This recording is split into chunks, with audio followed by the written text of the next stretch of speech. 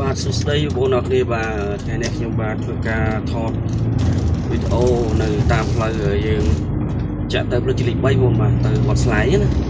បាទឥឡូវយើងថតនៅតាមផ្លូវនេះគឺចង់បង្ហាញទស្សនភាពតើនៅតាមផ្លូវដែលកំពុងជិះធ្វើដំណើរនេះមានបងប្អូនយើងធ្វើដំណើរច្រើនអត់បាទចរាចរណ៍លើផ្លូវនេះច្រើនអត់បាទដោយឡែកជាក់ស្ដែងគឺអត់សូវមានទេបងប្អូនបាទដោយសារតែម៉ោងយើងម៉ោងវាជា8:09ហើយ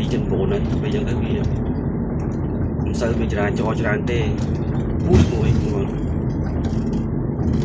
គេណាមួយផ្លូវនេះគឺផ្លូវវាងក្រុងដល់ពេលអញ្ចឹងទៅវាមិនសូវមានការកកស្ទះអីច្រើនទេបងប្អូនបាទ